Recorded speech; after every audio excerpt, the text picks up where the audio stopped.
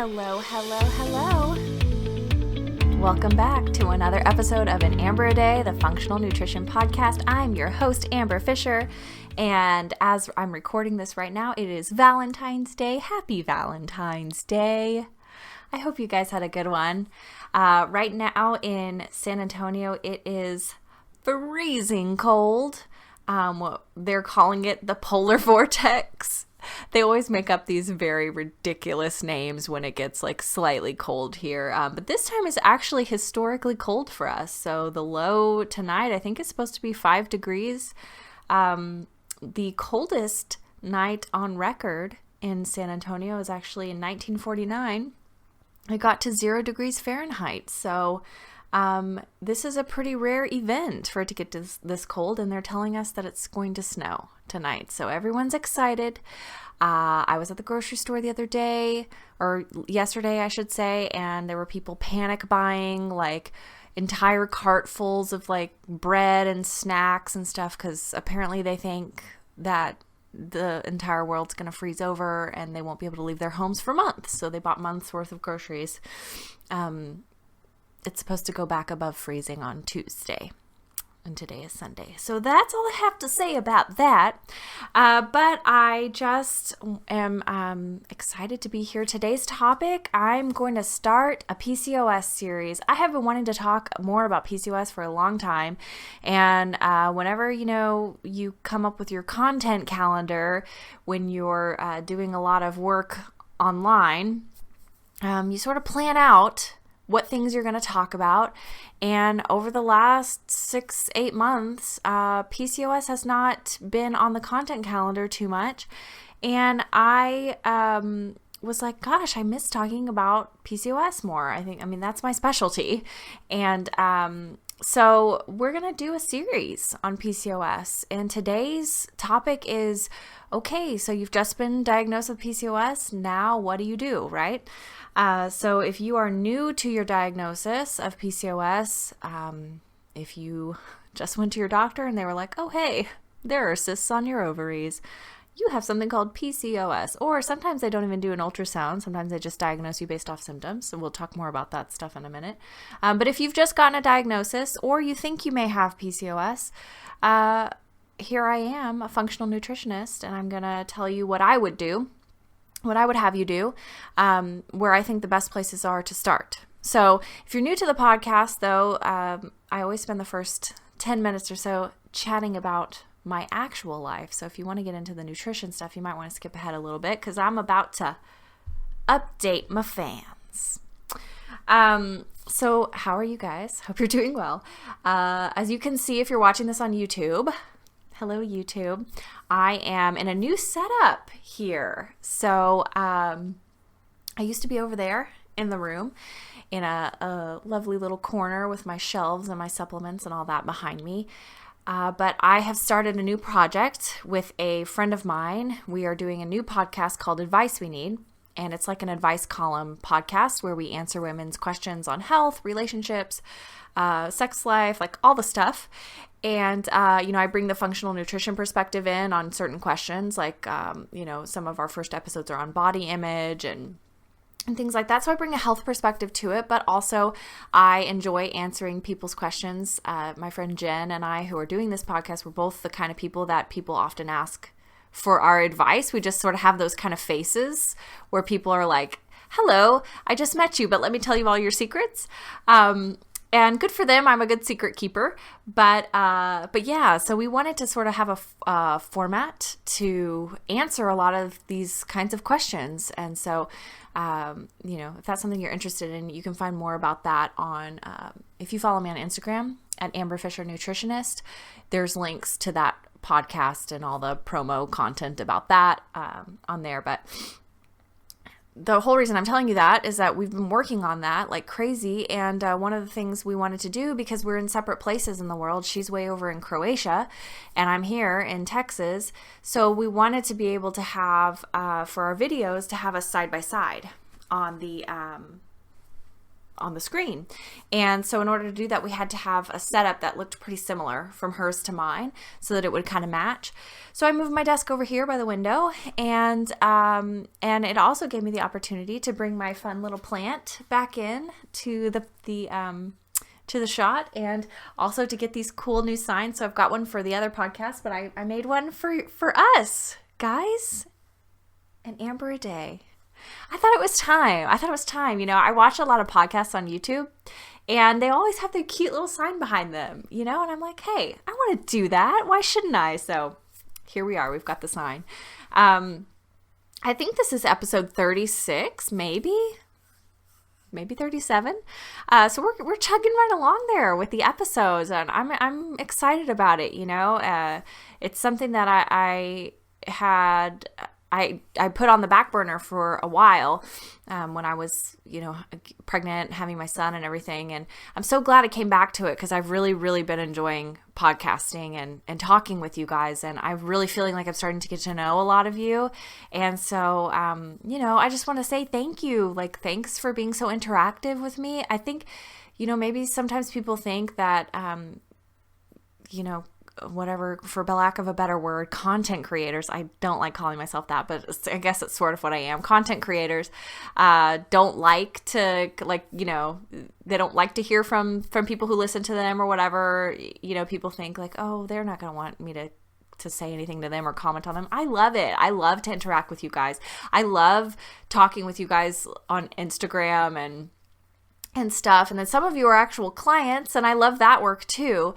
So it's a lot of fun for me. I love people, and so I've really been enjoying getting to know you guys and getting more input on what you want to hear and what questions you really have about health and nutrition. And so one of the things that I've gotten a lot of questions on is PCOS. I think women, PCOS is so common, but a lot of times you're diagnosed with it and you don't really know what to do. You've never heard of it before until you're diagnosed with it. So I want to do more about that. So that's kind of the start of some podcasts that we're going to be devoting specifically to PCOS. So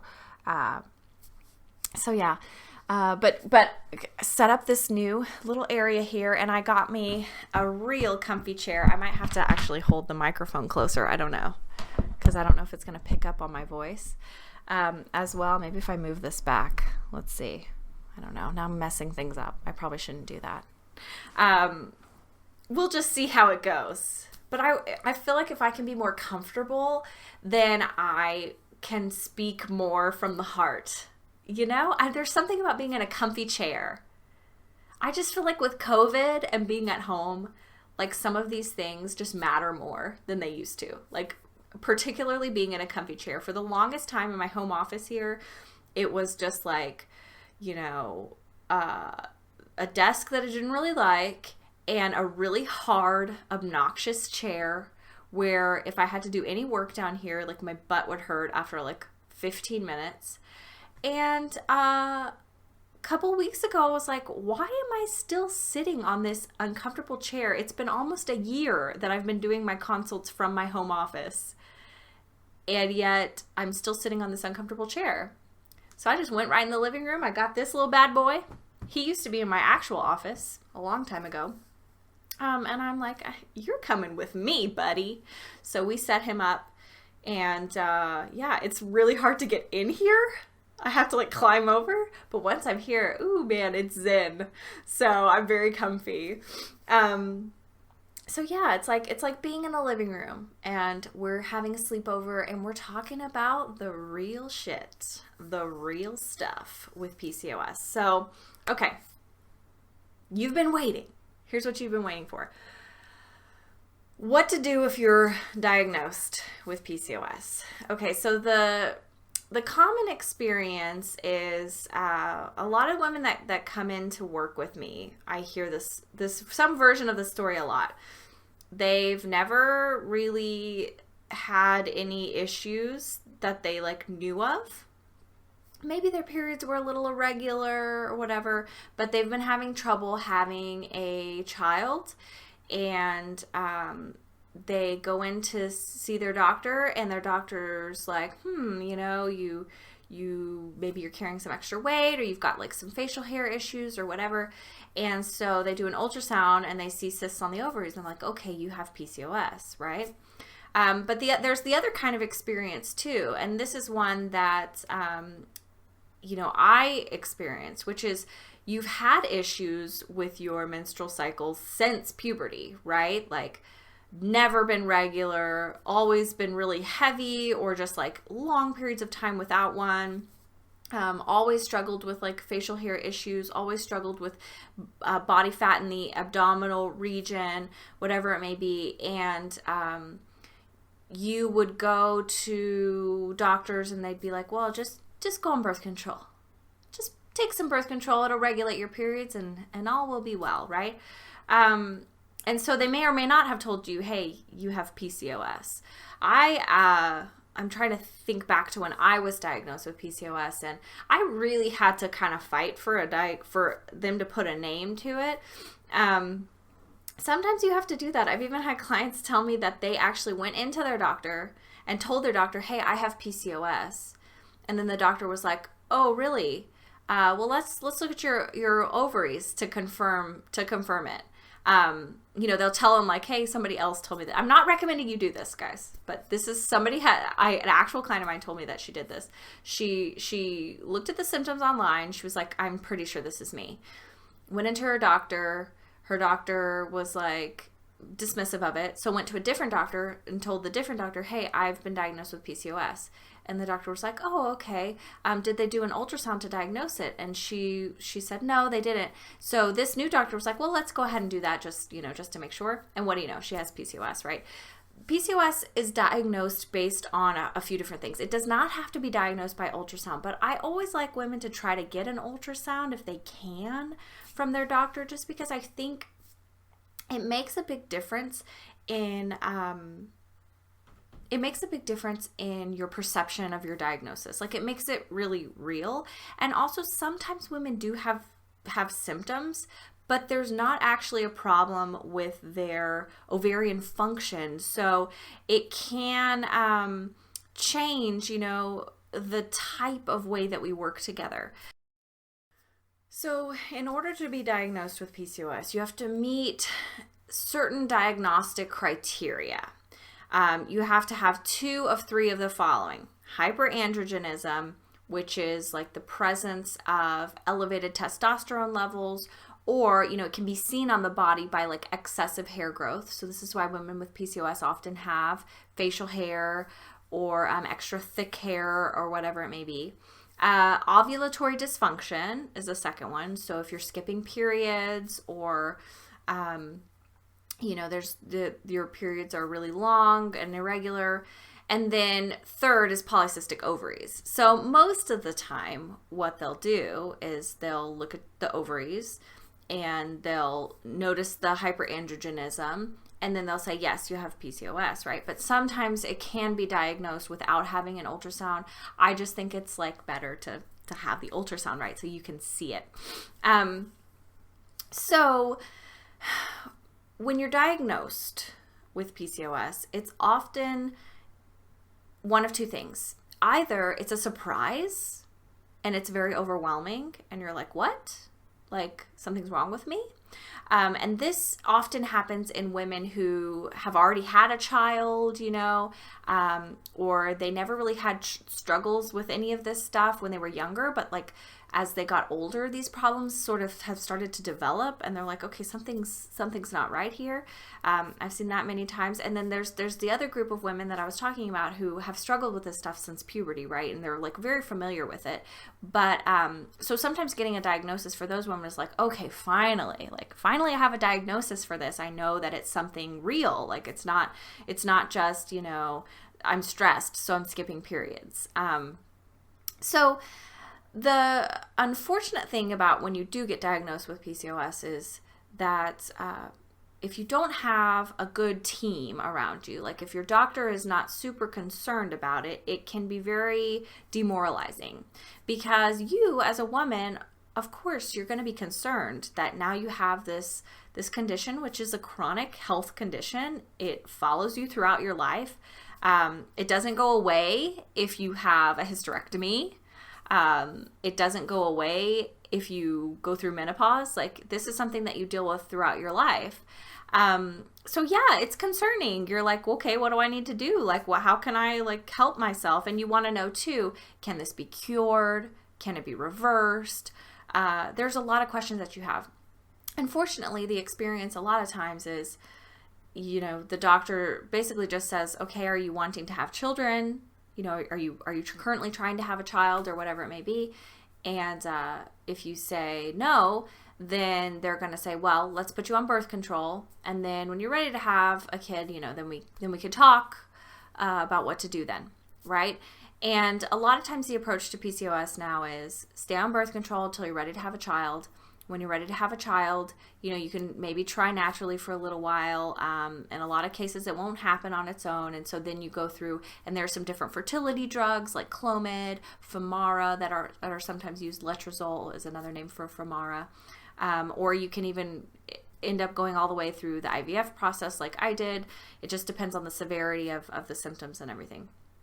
But that's not a good answer for women who are looking at this from a health perspective, because I think what we forget in the medical community a lot of times, and I can get this way too because I do specialize in fertility, is that women are not just concerned about whether or not they can have kids, or whether they can have them right now or ever. They want to know that they're healthy, right? They want to do everything that they can.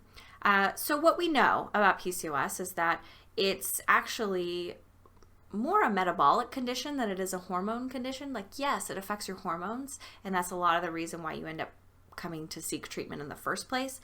But actually, it's far more important to look at your metabolic health. So the health of your metabolism, the health of your body in general, because that is actually really the precursor to a lot of this stuff. So I talked about this in a podcast before, and this is something that I always explain to clients, called the priority pyramid. Your body basically has a priority of needs when it comes to dealing with things in the body. So the female hormones, the sex hormones like progesterone, estrogen, all this stuff that affects ovulation, that's really kind of like, it's at the top of the pyramid. It's like, how they put sugar up there at the top of the pyramid, like, okay, just have a little bit. Like, it's not that important. It's not important to your diet. The hormone levels are not as important to you as like the more fundamental things. So your body's thinking, hey, like, we're not healthy. Why should we be fertile? Like, we can't carry, another human being here. Like, let's, the hormones are going to get off balance when there's something else deeper that's wrong. Right? So with PCOS, what's going on is that deeper in the body, in the system, that there are imbalances that are then causing imbalances in the hormones. So we don't look at it from a hormone perspective of like, okay, she doesn't make enough progesterone because she doesn't ovulate, so let's just give her progesterone and then that'll fix the problem. It's kind of the same concept of like, okay, the doctor says, let's go on birth control. And you're thinking, okay, birth control, like it's going to give me the right amounts of different things throughout the month, and I'm going to be on regular cycles. So theoretically, like in your head, you're thinking, okay, I do this till my PCOS is gone. And then when I get off of this, like, I'll be regulated and it'll, just stay like that. And unfortunately, that's not the case because the problems are deeper. So PCOS is more a metabolic problem than anything else. So what we know about PCOS is that for most women with it, there's an underlying insulin issue. And sometimes this doesn't show up on blood work. So I'll be honest with you, a lot of women look great on their blood work, even when they have PCOS, right? Their blood sugars look normal, their A1C looks normal. This is because women with PCOS have something called hyperinsulinemia, which is when you actually make more insulin when you eat like anything than the average person would. So you're always existing at this higher level of insulin production, and insulin is a hormone. Like it affects other things in the body. And so it can throw off balance the sex hormones because it directly kind of attacks the ovaries, causes this excess production of androgenic hormones, so testosterone, male hormones, which then, mess everything else up. And that's a simplified way of looking at it because there's a lot more going on with PCOS than just that. And that's one of the frustrations that a lot of us have with PCOS recommendations is like, now we've gotten to the point as a society that I think that most doctors are not just going to be like, hey, just go on birth control. Now they're going to tell you go on birth control and lose 10% of your body weight, because that's what the research says, is that if you can lose some weight, it'll improve your symptoms.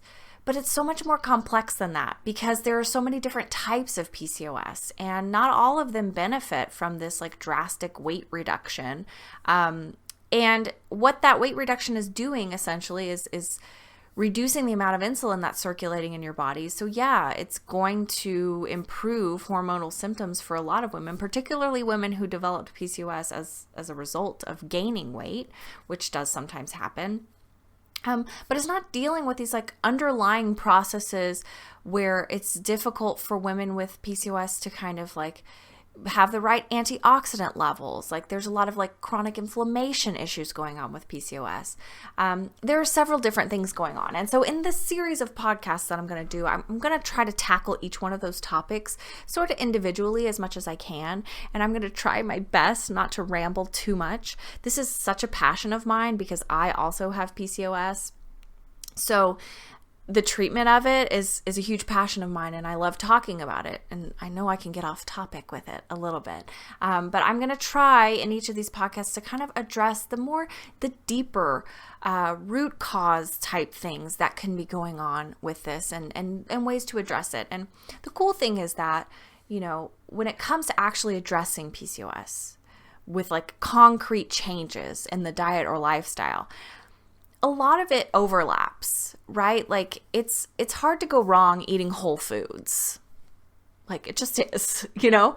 But sometimes looking at some of these root causes can help us to sort of figure out where there might be imbalances in the diet, where there might be imbalances in our health that we can address on our own or with a practitioner, so that we can get to a better spot with this. So, okay. So what I want to talk about today is like when you do get that diagnosis for the first time. So let's assume you've got it, right? What should you start to do? Like what things can you change immediately that are going to set you up for success? First of all, I think more than anything is like research, advocating for yourself, learning as much as you can. And that may be how you found this episode of the podcast, right? Because you're researching, you're trying to figure out what PCOS is. You probably have an inkling that the birth control that you're on is like not really helping, you know, it's just covering up symptoms. And you want to know like, hey, what am I supposed to do if I'm trying to have a child too? Like I can't be on birth control while I'm trying to have a child, right? So we're going to address all of that stuff, but I think the biggest thing to first start doing is just gathering data.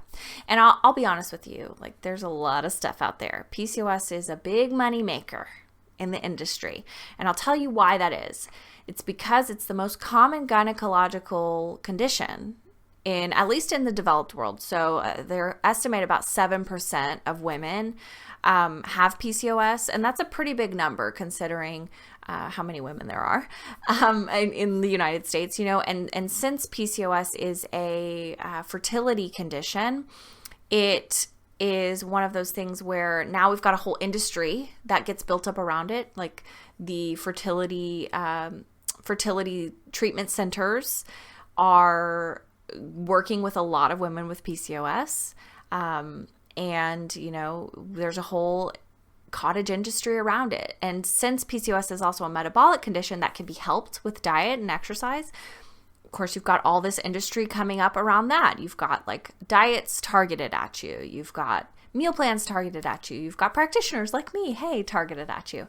And so, you know, I recognize that as a functional nutritionist. Like I know it's PCOS, women with PCOS are easy targets. They are, because you're dealing with not just this set of hormonal issues that's very distressing. Like we know that women with PCOS deal with more depression related to their symptoms and also related to infertility than other women. But you're also dealing with troubles maintaining your body weight in a lot of cases. Not always. There is a group that has PCOS that are naturally thin, and we'll talk about you guys in another podcast.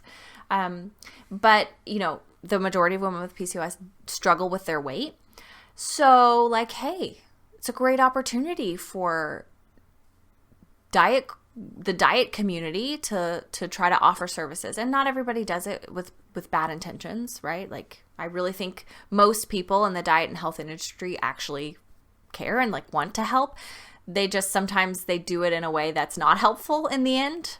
So I try really hard not to do that. And I think I have a unique perspective on it because I have PCOS and have lived with it my whole life. And so, at the same time that I'm helping women with PCOS, like, I've been through all the stuff. Like, I've tried the different things, so I know.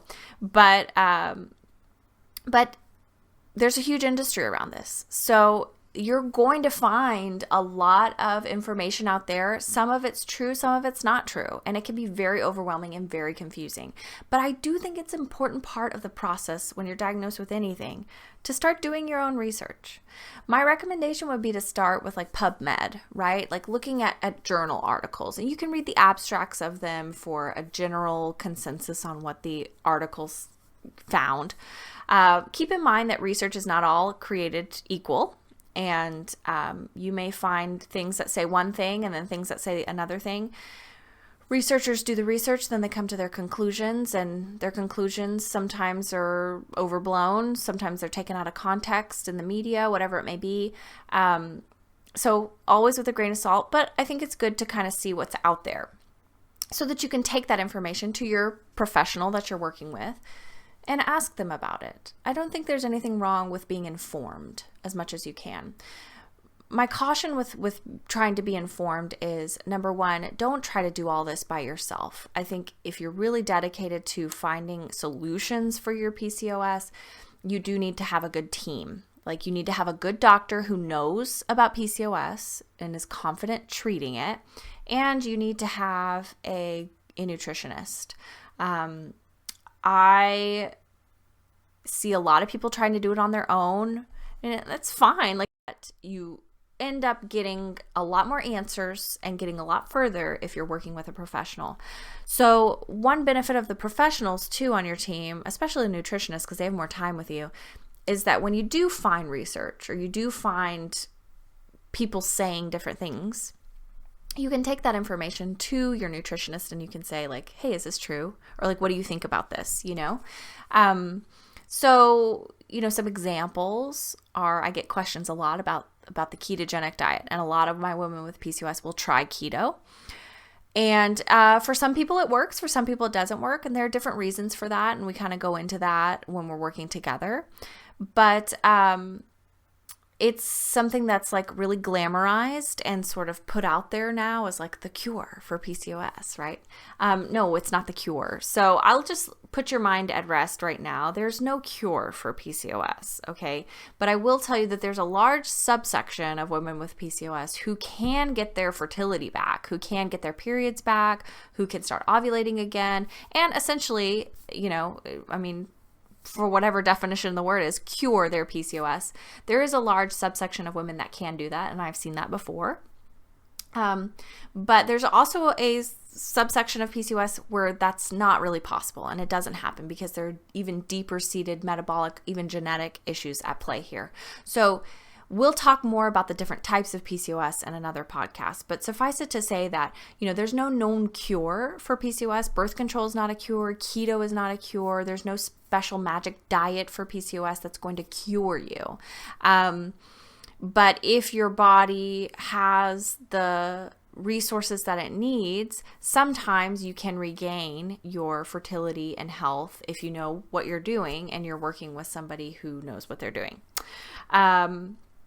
But it's still really important to start gathering that research, start looking at stuff, start figuring out what you believe or don't believe, start trying things, I would try to avoid spending too much money on like gimmicky stuff. Like, I would not buy any shake that claims to be like, for your gut health or, it's going to like fix your hormones. I wouldn't start doing a bunch of supplementation. You can actually do more damage with that if you don't know what you're doing. I will do a podcast on supplementation for PCOS and what are some things that I feel like are pretty safe bets that can be helpful.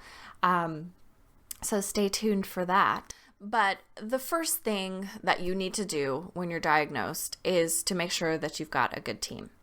Here's one reason and one example from my own personal life that I can tell you, a reason why it's really important to have a good team. So PCOS is one of the fastest growing causes of endometrial cancer in the United States.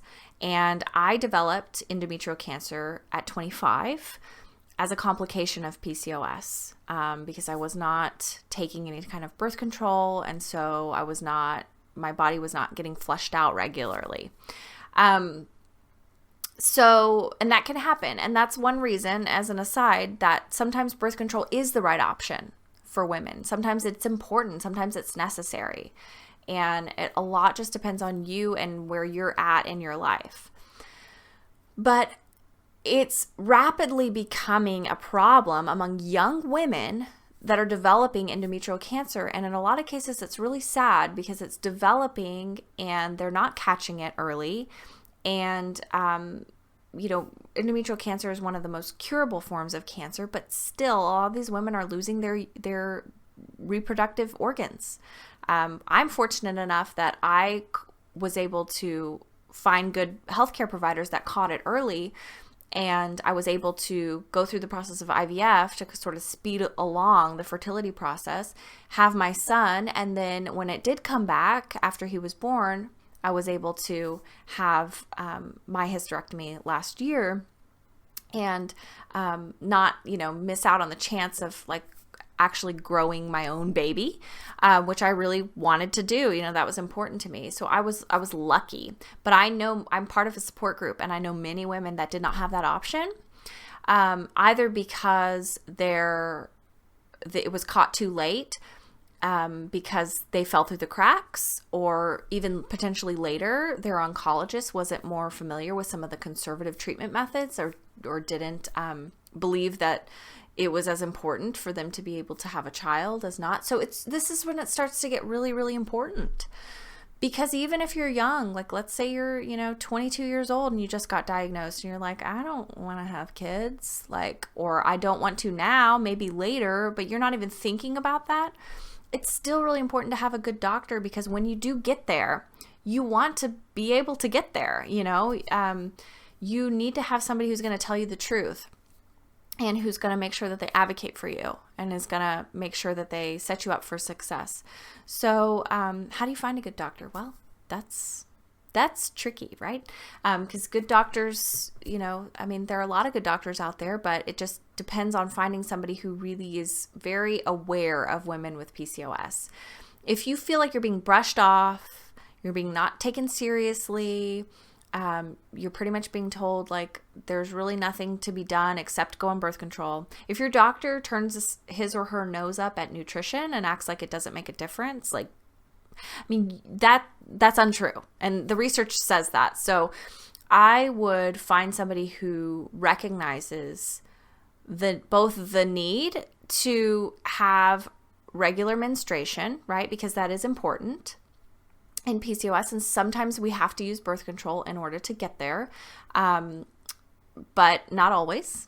Okay, so somebody who recognizes that and is going to take care of you in that sense is going to make sure that they find a birth control that's as low dose as it can be, that's not going to affect your mood and all these other things, and or even cyclical Provera or cyclical progesterone. I did that for several years, and that was very effective for me. So a doctor who's going to know what to do on that sense. And of course, I'm not a doctor, so I can't tell you what to do with your birth control or what to do with your hormonal pills and all that stuff. That's your doctor's department. But when you're looking for a good doctor, I think somebody who's familiar with all of that, somebody who I think is going to be open to giving you ultrasounds if you need them, to look at the uterine lining, to look at the ovaries if you'd like to look at them. And then somebody who is aware of and supportive of nutrition. If you have a doctor and they diagnose you with PCOS and then they tell you, diet and exercise play a big role in this and can be helpful for you, even if it's just as simple as that, that they're up to date on the what's accepted as fact for PCOS, right? And so they're going to be open to you seeing a nutritionist, and they're going to be open to you taking your health into your own hands in that sense. And that's important.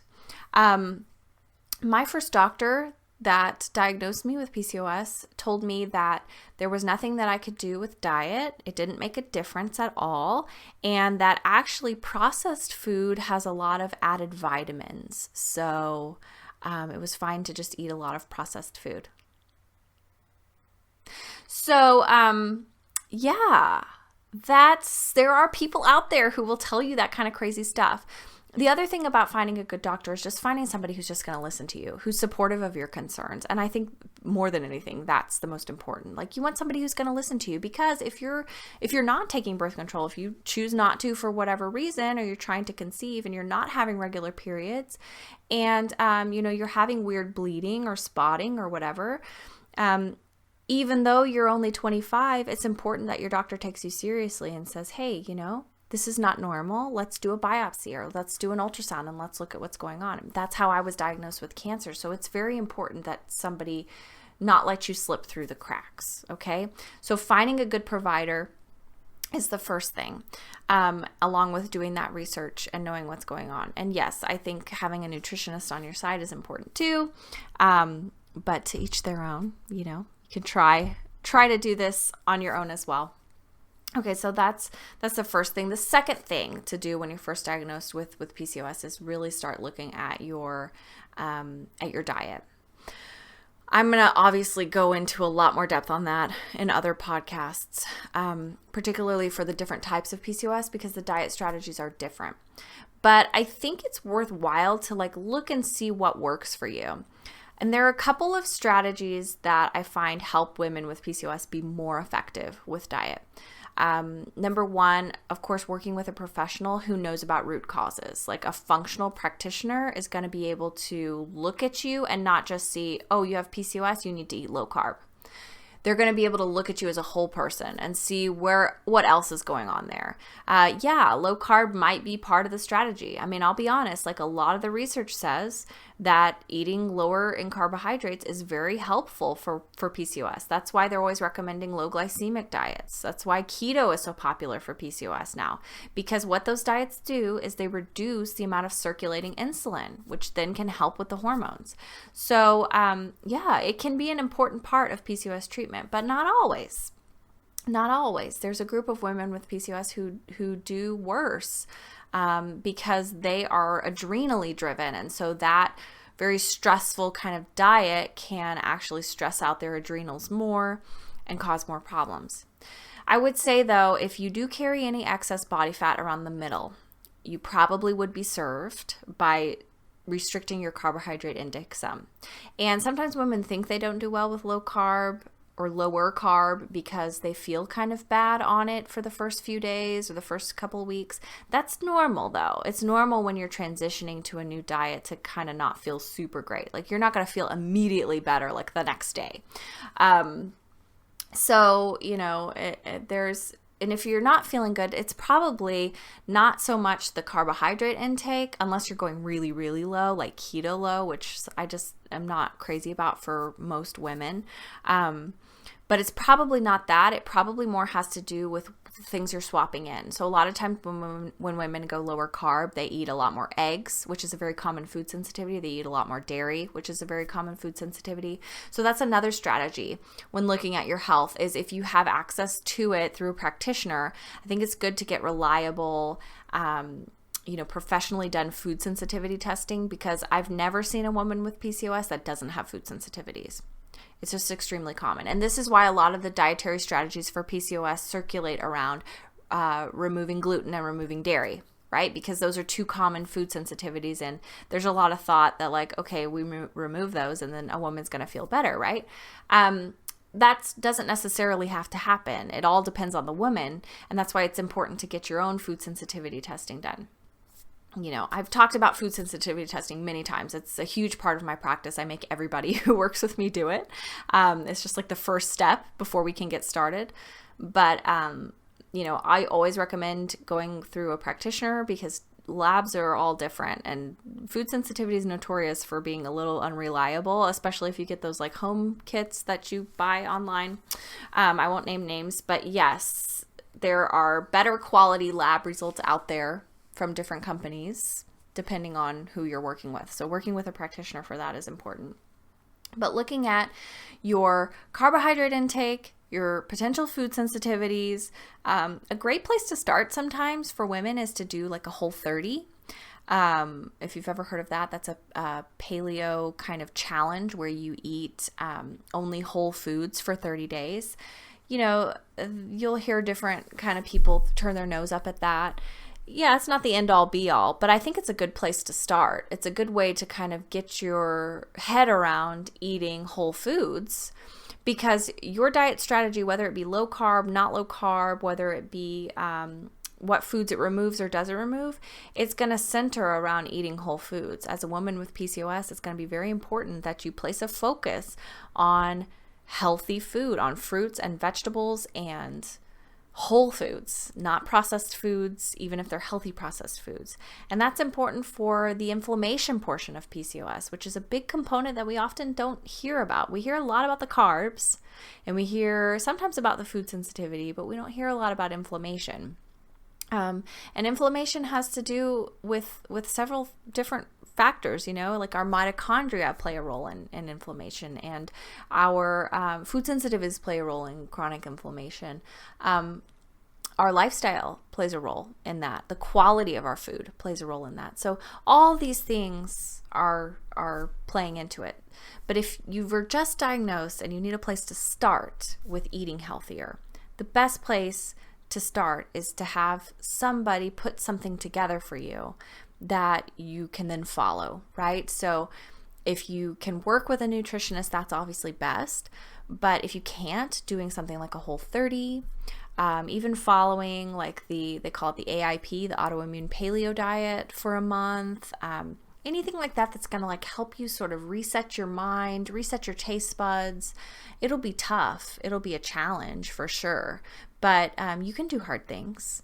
And it's going to help you to see where you sort of have addictions around food, right? Like what things do you crave? What things do you miss? What things do you even binge on while you're doing a Whole30, right? Like a lot of us will eat a bunch of sweet potato or whatever. And that's a sign like, okay, I have like sugar addiction problems or whatever it may be. So it's a useful tool, right? It's not a forever thing, but it's a useful tool. It's a good place to start.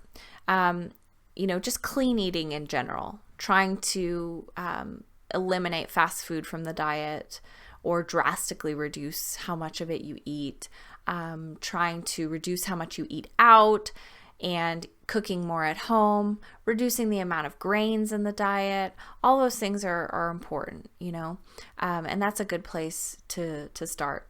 I would also just in general with PCOS, I tend to recommend that women go dairy-free.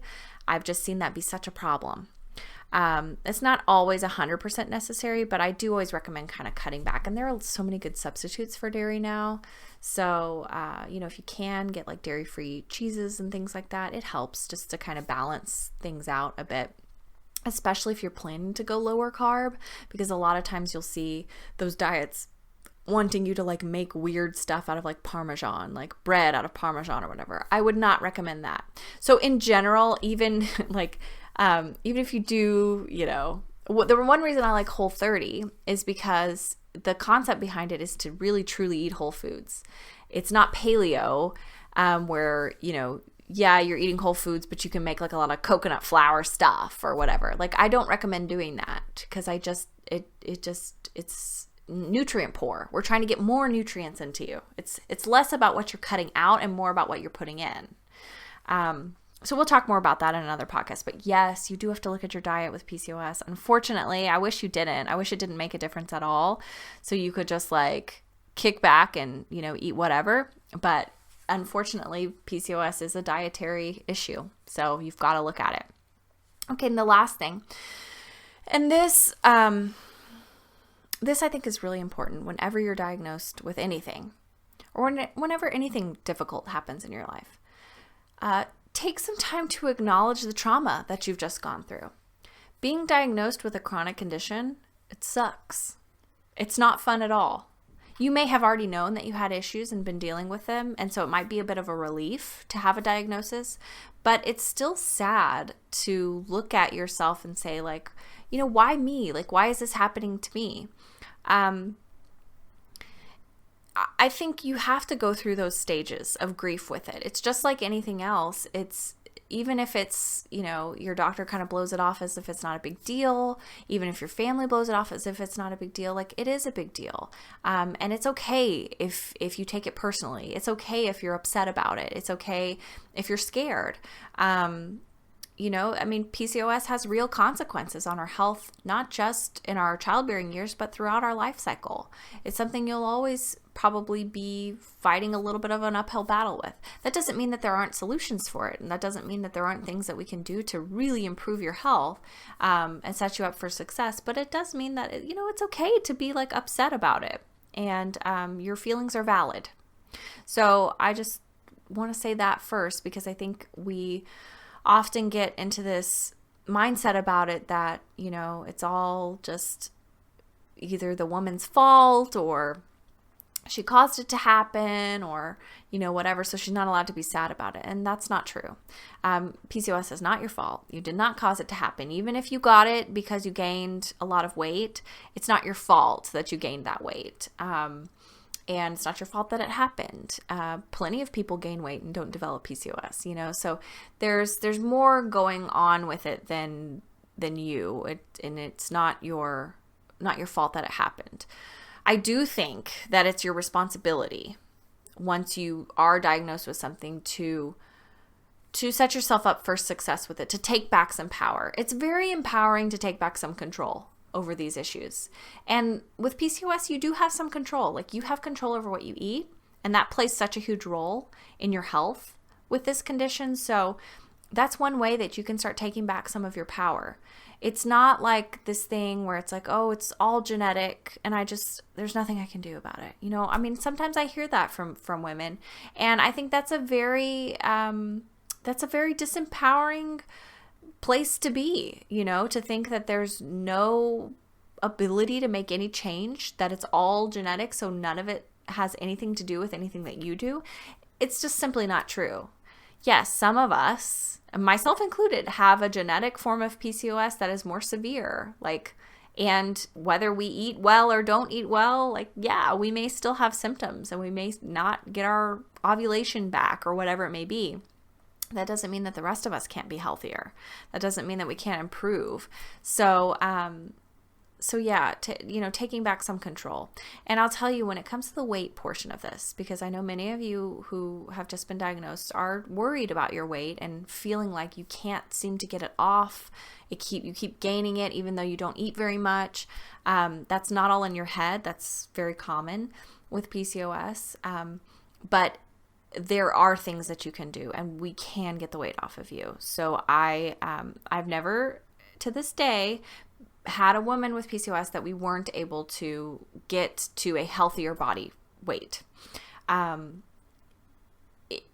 Often with that, if you're really struggling with it on your own, it's all about having an outside perspective, and it's all about knowing the issues underneath. A lot of times it's about food sensitivity. A lot of times it's about nutrient issues.